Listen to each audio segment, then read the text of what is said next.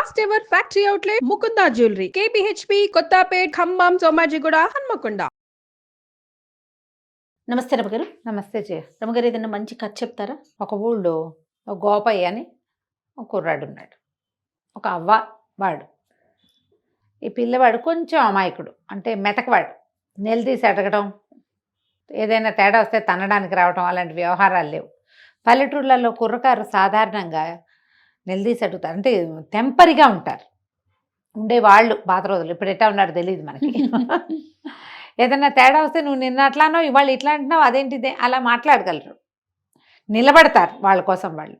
వీడికి అంత నిలబడ్డం రాదు, స్టాండ్ తీసుకోవడం రాదు, కొంచెం మెతకవాడనమాట. అవతల వాళ్ళు గద్ది ఇచ్చారనుకో ఏమో లేని ఊరుకుంటాడు పిక్కమొహం వేసుకుని. అవ్వకి జాలిగా ఉండేది, అయ్యో వీడు రేపొద్దున ఎట్లా బతుకుతాడు అమ్మ నాన్న లేనివాడు అని జాలిగా పిల్లవాడిని కాచి కాపాడేది. అయితే ఏమైంది, ఆవిడకి అంత్యకాలం సమీపించేసరికి ఆవిడ ఏమందంటే, ఒరే నాయన, ఎప్పటి నుంచో మీ నాన్న పోకముందు నుంచి కడుపు కట్టుకుని కూడబెట్టాను, అటక మీద జాడీలో 5,000 రూపాయలు ఉన్నాయి, ఈ ఊళ్ళో నువ్వు బతకలేవు, నీ మెతకతనం వీళ్ళందరికీ తెలుసు, నిన్ను బతకనీరు, డబ్బులు లాగేస్తారు, పక్కనున్న పట్టణానికి వెళ్ళిపో, నువ్వు చక్కగా గేదెలని పోషణ అది బాగా చేయగలవు, మనకు పద్ధతి కూడా ఉంది, ఓ 10 గేదెలు కొనుక్కొని హాయిగా పాల వ్యాపారం పెట్టుకో, చక్కగా వ్యాపారం బాగుంటుంది, కొత్త చోటు కాబట్టి నీ మెతకతనం అంత తొందరగా బయటపడదు, ఆ పాటికి నువ్వు స్థిరపడిపోతావు, అదేలే. ఎవరన్నా చుట్టుపక్కల ఇళ్ళ వాళ్ళతో మాట మంచితనంగా ఉన్నావంటే వాళ్ళు నీకు సపోర్ట్ చేస్తారు అని చెప్పింది. పిల్లవాడు ఈ గోపయ్య కూడా సరేనన్నాడు. కొద్ది రోజులు గడిచాక ఎప్పుడో అవ్వ నిద్దట్లోనే వెళ్ళిపోయింది.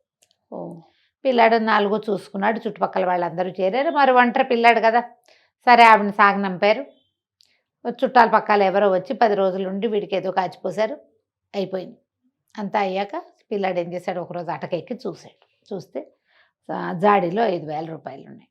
సరే అవ్వ చెప్పిన మాట నిజమేను, మెల్లిగా ఈ ఊళ్ళో నుంచి కదులుదాము అని చెప్పి ఏమనుకున్నాడు, ముందు పక్క ఊరు వెళ్ళటం, గేదెలు కొనుక్కోవటం అవన్నీ ఆలోచించుకున్నాడు.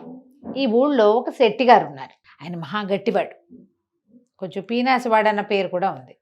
అవ్వ ఎప్పుడైనా ఆయన దగ్గరికి చేబదులకు వెళ్ళటం, తర్వాత ఏమో ఏదైనా దాచిపెట్టాలంటే ఊరు వెళ్తున్నాను, ఇగో ఈ డబ్బులు నీ దగ్గర ఉంచుకొని ఈయన దగ్గర ఏదైనా బంగారపు వస్తువు దాపెట్టడం వాడికి తెలుసు. చిన్న చితగా వెండి బంగారం ఉన్నాయి వీళ్ళ దగ్గర, అవన్నీ ఆస్తి కింద ఉంటాయి కదా. అదే. సరే ఈ అబ్బాయి ఏం చేశాడు, పట్నం వెళ్ళి ముందు ఒక ఇల్లు చూసుకోవాలి, ఏదైనా ఖాళీ స్థలం కావాలి, గొడ్లు పెట్టాలంటే ఖాళీ స్థలము గొడ్ల సావిడి కావాలిగా.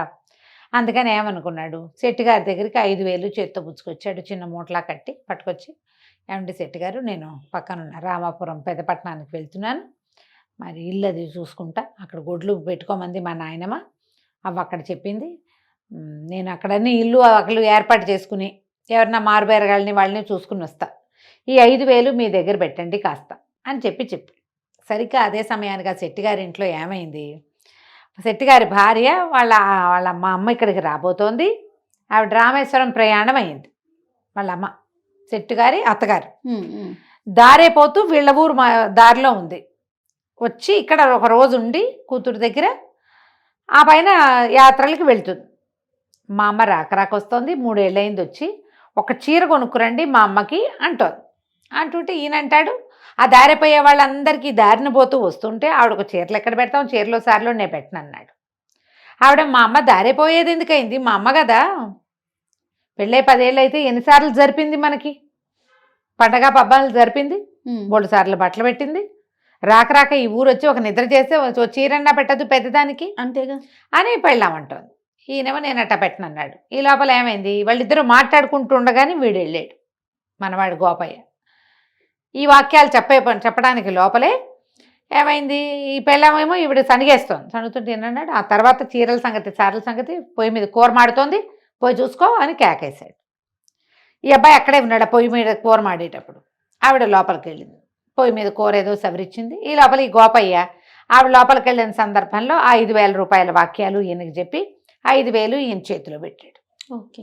చేతిలో పెట్టేసరికల్లా ఈయన ఏం చేశాడు, అటగేలే ఏముంది, దిక్కులేని వాళ్ళకి ఏదో ఒక సహాయం చేయాలి, మీ అవ్వలేదు, పేద సాదాకి సాయం చేయడానికే కదా మనిషి అన్నవాడు ఉండేది అన్నాడు. అనేసరికి లోపల పెళ్ళాం, ఇట్లా దిక్కుమాల వాళ్ళందరికీ సహాయం చేస్తాడు, సొంత అత్తగారు పెద్దది రామేశ్వరం యాత్రలకు వెళ్తూ మన ఇంటికి వస్తే ఓ చీర పెట్టడానికి ఏడుస్తాడు చచ్చినాడు, ఆయన తిట్టుకుంటూ ఏం చేసింది, కింద నుంచి ఒక కొండ ఏదో ఎత్తి పైన పెడుతోంది. ఎప్పుడైతే ఆవిడకి ఊహ వచ్చిందో ఆ కొండ ఎత్తి గోడకేసి కొట్టేసరికల్లా ఆ ఈ శెట్టి గారిది ఆ వంట చేసుకునేటిది ఒక పాక ఈ గోడకి నిండా నీళ్లున్న కుండ తగిలేసరికల్లా అది ఇలా వజవజలాడినట్టు కదిలిపోయింది. ఆ గోడను ఆనుకుని వాకిలి నడవ ఉంది. ఎప్పుడైతే ఈ గోడ కదిలిందో కుర్రాడు కంగారు పడి, గోపాయ్ ఏంటండి భూకంపం వచ్చినట్టు అదిరిపోతోంది, ఇట్లా అదిరిపోతుంది ఏంటండి అన్నాడు. అనగానే శెట్టి గారు చెప్పాడు, ఆ భూకంపాలు వస్తున్నాయో ఇవాళ రేపు ఈ పూట భూకంపం వచ్చింది అన్నాడు. కుర్రాడు ఏం గుర్తు పెట్టుకున్నాడు, భూకంపం వచ్చిన రోజు శెట్టి గారికి డబ్బు ఇచ్చానని పెట్టుకున్నాడు. సరే వెళ్ళొస్తానండి అంటే, క్షేమంగా వెళ్ళి లాభంగారా, మెల్లిగా నిదానంగా చూసుకునిరా, 4 చూసుకున్నాకరా, నీ డబ్బులు ఎక్కడికి పోవు, నేను ఇస్తానన్నాడు. అనేసి పంపించేసాడు. ఈ గోపయ్య పక్కనున్న పట్టణానికి వెళ్ళాడు. వెళ్ళి ఇల్లు వాకిళ్ళు వెతికాడు. అద్దెకి ఇవ్వబడను అని చెప్పిన అన్ని ఇళ్ళు చూడగా ఏవి కుదరలే. బాగా చీకటి పడే వేళకి చుట్టాలింటికి పోయి పడుకున్నాడు. 3, 4, 5, 6 రోజులు తిరిగాడు. తిరగక ఒకరోజు ఊరికి పెడగా ఉన్న ఒక ఇండిపెండెంట్ ఇల్లు ఈ అబ్బాయికి కనపడింది. కొంచెం పెడగా ఉంది, దాని పక్కన పెద్ద ఖాళీ స్థలం కూడా ఉంది. ఉంటేనే ఈ అబ్బాయి పోయి వాళ్ళ ఇంటో అడిగాడు, ఏమండి అద్దెకిస్తారా ఏమిటి అంటే, సరే ఎవరు ఏమిటి కనుక్కుని, ఎవరు లేరండి, గేదెల వ్యాపారం పెడదాం అనుకుంటున్నా, ఈ పక్క ఖాళీ స్థలం కూడా ఇస్తానంటే నేను దిగుతానండి పక్క వాటాలు అన్నాడు. అదొక 3 గదుల వాట. ఆయన కూడా ఏం ఊరు ఏమిటి సేమ్ కులం అవి తెలుసుకున్నాడు. కుర్రాడు బుద్ధిమంతుడిగా ఉన్నాడని భావించి, దానిదేముంది నాయన, తప్పకుండా మాకు పక్కన గొడ్డు గోదండి మనుషులు సందడిగా ఉంటే బాగుంటుంది, ఇదేమో ఊరికి పెడగా ఉంది, అదే ఎవరు వచ్చేవాళ్ళు లేరనుకుంటూ ఉంటాం. ఇప్పుడు పాలు వ్యాపారం అంటే పూట వస్తారుగా, 2 పూట్ల మనుషులు, కొంచెం సందడి పెరిగి రేట్లు పెరుగుతాయి ఆ ప్రాంతానికి అని ఆయన ఒప్పుకున్నాడు. ఒప్పుకుంటే ఆయన కూతురు వచ్చి, ఆ పిల్ల 18 or 20 ఏళ్ళు ఉంటాయి, పిల్ల కొంచెం గట్టిది. ఆ అమ్మాయి ఏమంది, సరే కబుర్లకేముంది, అద్దె మాత్రం 100 రూపాయల నెలకి, గొడవలకు దిక్కకూడదు అని గట్టిగా చెప్పింది. పిల్ల చూస్తే చక్కగా ఉంది. సరే అన్నీ ఒప్పుకున్నాడు. ఒప్పుకున్నాక ఏమైంది, నేను ఊరు వెళ్ళండి, డబ్బులు అవి తీసుకుని మరి సామాన్లు అవి సర్దుకొని వస్తానండి, కొంచెం వాట కడిగిచ్చి పెట్టండి అని చెప్పి వచ్చేసాడు. ఇంటికి వచ్చి మర్నాడు ఇక్కడ సామాన్లు అవి ఇవి సర్దుకుని రేపొద్దున ఊరు వెళ్తాననగా ఇవాళ శెట్టి గారి ఇంటికి వెళ్ళాడు. శెట్టి గారు నమస్కారం అండి, రామాపురంలో అన్నీ ఏర్పాటు చేసుకొచ్చాను, మరి గేదెల బేరగాళ్ళు కూడా దొరికారు, ఒక 8 గేదెలకు బేరమైందండి, మీరు డబ్బు ఇప్పిస్తే నేను వెళ్ళి పని చేసుకుంటానండి, రేపు వెళ్ళిపోతున్నానండి అన్నాడు. ఎంత కావాలో అని అడిగాడు ఆయన. ఎంత కావాలి ఏంటండి, నేను మీ దగ్గర పెట్టిన డబ్బు ఇచ్చేయండి అన్నాడు. నువ్వు నా దగ్గర ఏం పెట్టావు అన్నాడు ఆయన. అనేసరికి కుర్రాడు నిర్ఘాంతపోయాడు. అదేంటండి, 5,000 రూపాయలు మా అవ్వ అటక మీద జాడీలో పెట్టినవి నేను మీకు తెచ్చిస్తాను కాదు, ఫలానా రోజు నేను ఊరెళ్ళే రోజు, నేను రామాపురం వెళ్ళేటప్పుడు మీ ఇంటికేగా తొలిగా వచ్చాను అనేసరికి అలా ఆయన అన్నాడు, అవురవరా నా దగ్గర డబ్బులు పెట్టడం ఏమిటి, నువ్వు అవ్వమన్నాడు, నాకు అంతే తెలుసు, రామాపురం వెళ్ళొస్తానని చెప్పావు అంతే, నువ్వు మా ఇంటికి రాలేదు, నాకు డబ్బులు ఇవ్వలేదు. కాదండి ఆ రోజు భూకంపం వచ్చిన రోజు అండి అన్నాడు. భూకంపం రావటం ఏమిటి అని ఆయన కేకలు పెట్టాడు. చుట్టుపక్కల అందరూ చేరారు. వీడు మెల్లిగా మాట్లాడుతున్నాడు. డబ్బులు తీసుకునే వాళ్ళు గట్టిగా ఎందుకు అరుస్తారు, డబ్బులు ఉన్నాయని అందరికీ తెలిసిపోతుంది, అదే కదా, ఇవ్వదలుచుకోని వాడు ఎంతైనా అరుస్తాడు అంతే. ఆయన పెద్ద పెద్ద కేకలు పెట్టాడు. చుట్టుపక్కల 5-6 గురేళ్ల వాళ్ళు చేరారు. పల్లెటూళ్ళు ఏమిటి దగ్గరగా ఉంటాయి ఇళ్ళు, ఏమిటి అన్నారు. వీడు చూడండి అవగారు మనవడు గోపయ్య భూకంపం వచ్చిన రోజు నాకు డబ్బు ఇచ్చానంటాడు, భూకంపం ఎక్కడొచ్చింది మన ఊళ్ళో అనేసరికి అందరూ కేకలేశారు. అదేమిట్రా అబ్బాయి మర్చిపోయినట్టు మాట్లాడుతావు, భూకంపం ఎప్పుడు వచ్చిందంటే, వచ్చిందండి ఆ రోజు భూకంపం అంటాడు. ఏం కలగన్నావో అని అందరూ ఎక్కిరిచ్చారు. మా అవ్వ 5,000 దాచిందని ప్రచారం చేయకూడదన్న ఇంగితం ఉంది కుర్రాడికి, కానీ ఇప్పుడు చెప్పక తప్పటల్లా ఏం చెయ్యాలో తెలియలే, ఎంత బతిమాలినా బామల్ని ఆయన ఒప్పుకోలే, నువ్వు నాకేం ఇవ్వలేదన్నాడు. అనేసరికి ఇక ఏం చేస్తాడు, ఏడుపు మొహంతో వెనక్కి తిరిగి వెళ్ళిపోయాడు. ఇంక ఇప్పుడు ఏం చేస్తాడు, పట్నం వెళ్ళి మళ్ళీ సాయంకాలం కాళ్ళు ఈడ్చుకుంటూ పట్టణానికి వెళ్ళాడు. వెళ్ళి వాళ్ళ ఇంట్లో చెప్పాడు. ఆ పెద్ద ఆయన ఆ కూతురు పేరు తరంగిణి, నేను మోసపోయాను, ఆయనకి 5,000 ఇచ్చా, ఆయనేమో ఇవ్వలేదంటే ఇట్టాడు పని చేశాడు, ఆ డబ్బులు ఏంటి, నేను ఈ గేదెలు ఎట్లా కొను, మీకు ఇంటికి డబ్బెట్టా ఇస్తాను, 4,000 గేదెలకు ఖర్చు పెట్టుకుని 1,000 రూపాయలు పెట్టుకుని నేను ఇక్కడ బతకాలి కదా ఈ ఊళ్ళో, నా దగ్గర ఇంకేం లేదు, ఆయనేమో ఇట్లా చేశాడు, మా ఊళ్ళోనే మట్టి పీసుకునో పేడెత్తుకునో బతుకుతాను, ఇంకేం చేస్తాను, వెళ్ళొస్తానండి, మీ ఇల్లు అద్దెకి తీసుకోనని చెప్పడానికి వచ్చాను, మీరు నా కోసం చూస్తారు కదా పని మానుకొని అనేసరికల్లా అయ్యో ఆయన జాలి పడ్డాడు ఆ ఇంటి ఆయన.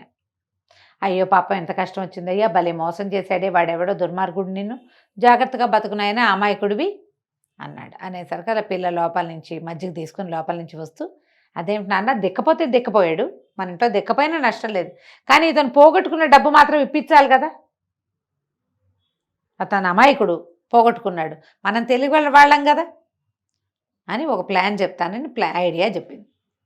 ఈ ఐడియా ప్రకారం మర్నాడు 2 రోజుల తర్వాత 1-2 రోజుల తర్వాత ఆ ఇంటాయన ఈ తరంగిణి వాళ్ళ నాన్న ఓ రేకు పెట్టె పుచ్చుకుని గోపయ్య వాళ్ళ ఊరు వెళ్ళాడు. వెళ్ళి ఈ శెట్టి గారింటికి వచ్చాడు. శెట్టి గారింటో దండం పెట్టాడు.